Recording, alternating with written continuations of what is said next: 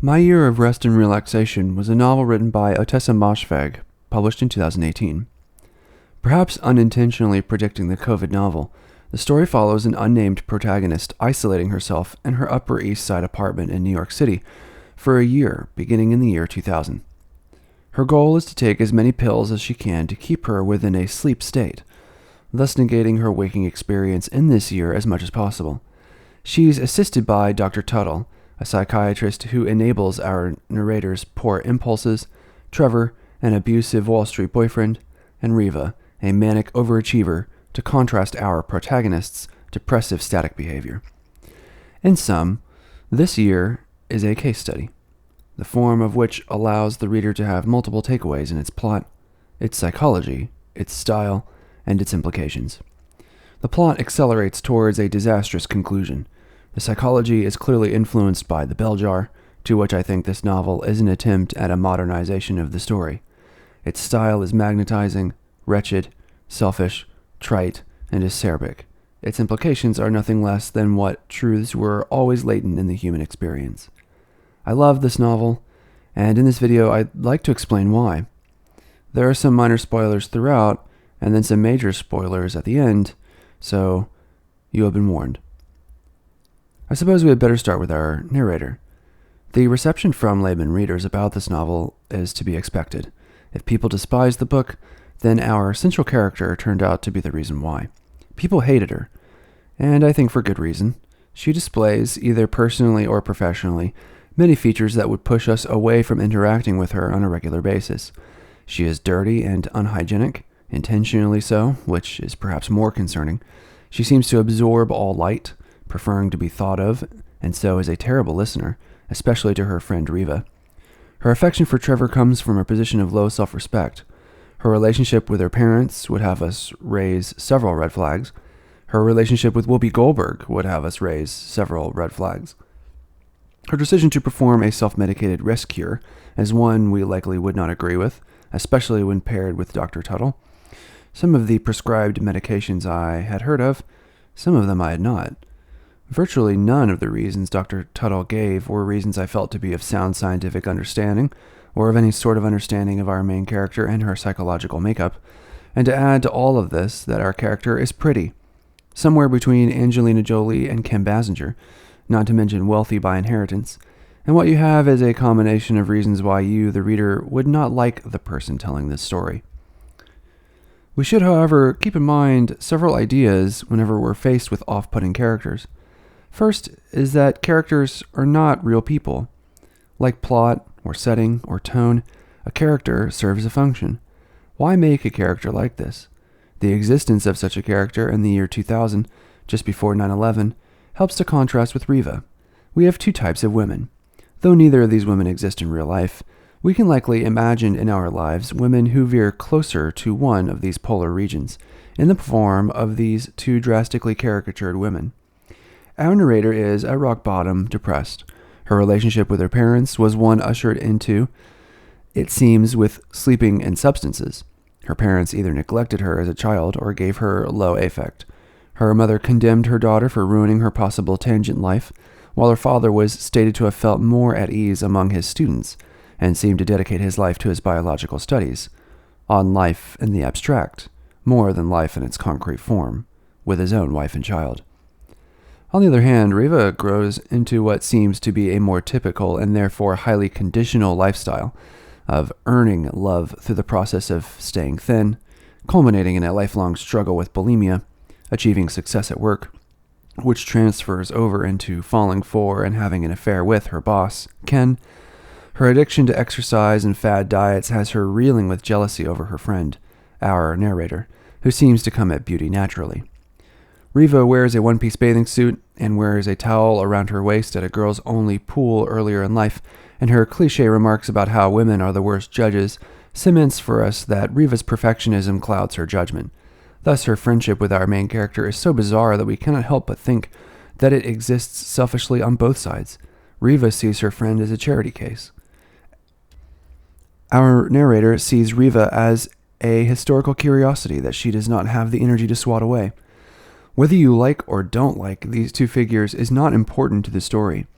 What is important comes from the implications of their choices and their existence. And in all likelihood, if a reader can manage to reach the point in the novel where Riva is dumped by her boss, boyfriend, and promoted, quote-unquote, to work in the World Trade Center, suddenly the reader's ears should perk up.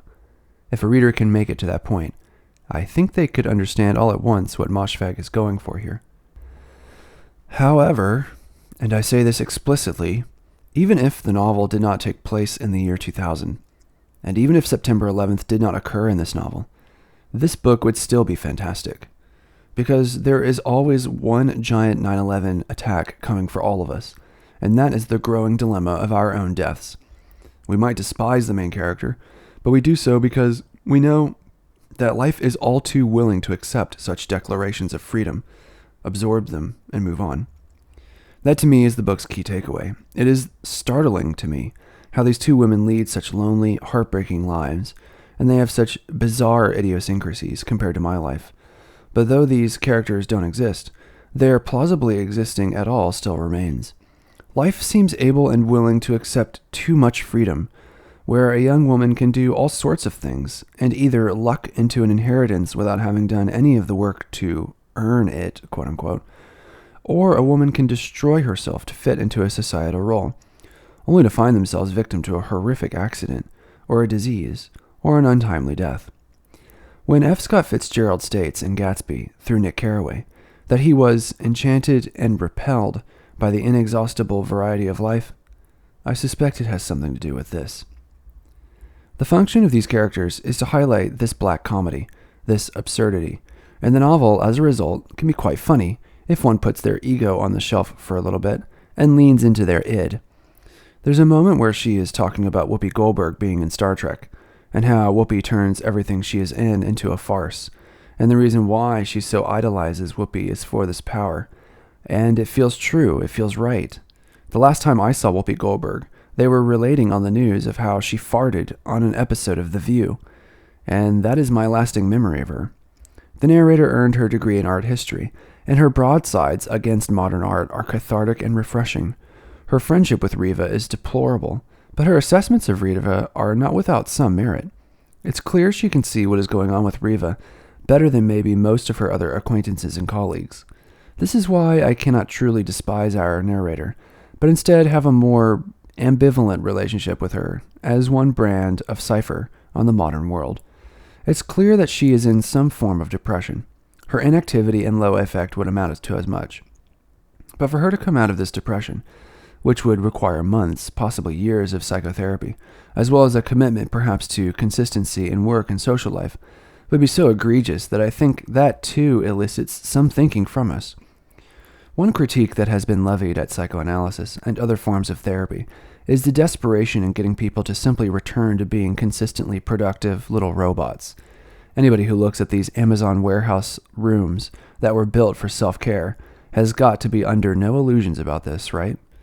And the whole industry that surrounds us with therapy YouTube commercials is riding on this wave of intense depression and anxiety that modern existence brought about or likely always had. And it reminds us that maybe our main character ought to simply go through with her own regimen, even if she thinks it will bring her out. What is disconcerting and certainly not funny is her maladaptive relationship with Trevor, a sort of horrific male stand-in for a lot of men that I think, unfortunately, may be all too real. Trevor has an obsession with blowjobs, and in particular with defiling our narrator in a way that is apt for her because it seems as though in her low moments, she wants to be defiled. Much of what the narrator has a problem with comes out of an overabundance of self-loathing, and Trevor, fully aware of her state, seems willing to provide this. As we can see, enacting this self-loathing achieves nothing. In all likelihood, it probably makes it worse, and so we feel miserably for her as a result. When Riva complains about Ken, and our narrator pines for Trevor, we find ourselves at a loss once again, wondering why some women, why some beautiful women, always pick the wrong boys. Our narrator is rather blunt, that no man is worth paying for, or living with, or marrying, essentially serving as a cross between a free prostitute and a nanny. And I think some part of this, especially in the year 2000, but also in 2024, is right. If you look at the 4B movement in South Korea, or come to understand the benefits to women in child-free or anti-natalist environments, one can see that it is women who benefit the most. It's easy to see that quite a lot of modernity relies on the subjugation of women, of their dreams, their ideas of freedom, their equality and status, even their personalities. What we see in my year of rest and relaxation is a problem of normalcy. What is a normal man in New York? Narcissistic, ambitious, driven, sexy, and abusive. Abusive in obvious ways and ways of transaction. It's where the economy happens, after all. Not just on Wall Street, but in the bedrooms as well. If Esther Greenwood, in The Bell Jar, had one issue that ushered in her psychotic break, I would say it began years ago, when she was unable to go to her father's funeral, and her mother denied and repressed what other emotions remained. My year of rest and relaxation modernizes the story by asking us, what if Esther Greenwood did in fact get to her father's funeral? And what if her mother, internalizing everything and accepting the truth, ended up with her unaliving herself soon after? And what if the daughter, rather than patching up the vessel, hoping to make it anyway, chose instead to fall apart immediately, accepting all of the damning conclusions of the latter 20th century? Well, you get our narrator. It's impossible not to see the influences of The Bell Jar on my year of rest and relaxation. Both feature young women of promise in New York succumbing to a form of breakdown. Where they differ is in the implications for what it takes to get out again. In order to explain this, I'll need to talk about the ending. So, this is your last chance to get out before I spoil it. Here we go. Trevor and Reva are both hinted at to be working at the World Trade Center when the plane hits on September 11th. Trevor looks out by being on honeymoon, but Reva does not. The narrator buys a new VCR for the purposes of recording footage of people jumping to their deaths from the towers, rather than succumb to a later death of heat and gravity far worse. The narrator believes that she sees Reva falling, and here she claims that she feels that it is there that Reva is truly wide-eyed, alive, with the clarity of being fully present in life. This is a haunting and troubling conclusion. Our narrator has just come out of her own rest cure, having been born again just like she wanted, and everything to her is fresh. She pays close attention to every little detail like it is new.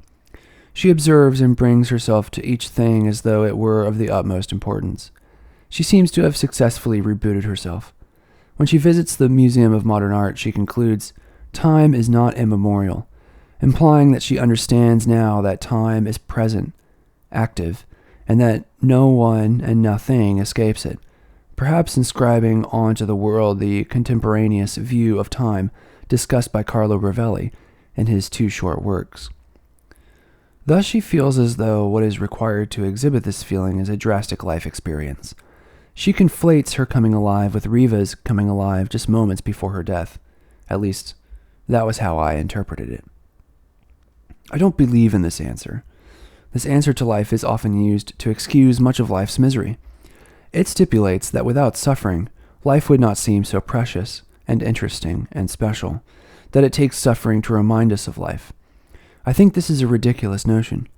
Often people will take this conceit and apply it to some of the most heinous acts of human history, notably the Holocaust. If it were not for the Holocaust, those survivors would not be truly alive. Well, so the saying goes. That is an absurd notion. Surely we can feel alive without such atrocities existing in our history. Perhaps someone could simulate the feeling of falling off of a building in a VR simulator and have people strap on a headset, rather than respond drastically to a terrorist attack. The narrow-minded path to psychological breakthrough contrasts extravagantly the rather broad-minded thesis statement we started out with, namely that the world is ready and willing to accept any and all manners of interpretation and behaviors without batting an eyelash. That is because nature and consciousness live in two seemingly parallel lines. Richard Dawkins calls the way we spread information memes, and the whole field of memetics should give us pause when we think about consciousness as being some strange byproduct to the fields of nature and unconscious human behavior.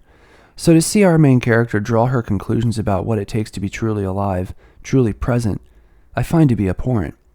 In the history of the species, we have been beaten and battered enough to produce these spiritual or religious excesses of experience.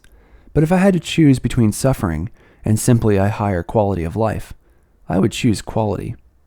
I love the ending, and I feel as though it is within the characterization of this narrator to hold this typical artistic view that it is in suffering that produces true meaning. A lot of artists erroneously take this view because they want truth by any means necessary. The main character herself complains of people who are unwilling to dig deep down into the earth to find such meaning. I used to find this a compelling answer for what separated me from other people. Now, not so much. Perhaps one reason for what keeps me from writing good and compelling fiction of my own is the far wiser and more stable belief that quality trumps meaning. A life of intense meaning but terrible quality, like that of Joan of Arc, perhaps, to me is a waste, much like our narrator's father believes, whereas the life of someone with far less meaning, but one that is far more plebeian, such as my own, is a far more palatable choice. That is because meaning, on a long enough timeline, dissipates into nothingness. Soon the universe will stop expanding and will begin once again to crunch, like one last compression of a vast accordion. Sooner than that, the sun will expand into a red giant and will absorb Earth and all human life remaining on it, and whether or not human beings expanded to other star systems will be no consolation to you, dead person that you are. When the courts reinvestigated Joan of Arc's trial and found her innocent decades later, this meant nothing to Joan, who died horrifically and painfully. So the only alternative left for meaning is not one on Earth, but in the face of the entire cosmos. This is cosmic meaning, a meaning which no person can ever hope to have. My Year of Rest and Relaxation is perhaps a key novel for understanding what separates an artistic temperament from the scientific one. A biologist like our narrator's father does not view suffering as something to be remarked upon or inscribed into our lives artistically, but as a waste that should be eradicated. And an artist would view the attempts of scientists to prolong life as foolhardy and as a method for bringing life's banality more and more to the forefront. This is a vast simplification of the novel, but I hope here you can understand just what a drastic achievement the book can be for people who are willing to engage with the material. In some ways, I get the sense that I read far too much into the novel, because I feel like the novel is trying to say more about the possibilities for girls and women, rather than these large ideas about art, suffering, meaning, and the poor quality of our lives. If we were to speak on behalf of that reading, I would speculate that the novel imagines some hypothetical reasons for not having a child. A child, even one raised well, could just end up struck by an airplane. Anyone who claims that the woman should have the child anyway, even knowing what would end up happening to it, would have to come to terms with this question of worthwhile suffering, which I unfortunately cannot answer for you, but for me I find wholly repellent, because I find our narrator, while presenting some funny and accurate hot takes of the world, repellent as well. I think to enjoy this novel, you sort of have to bootstrap yourself into this artistic temperament for a time, to wallow into this macabre world the narrator presents, even if you reject it like me in the end. That still makes it a compelling novel, and with that, I'll head out. Thanks for listening, and maybe read an erotic romance after this one.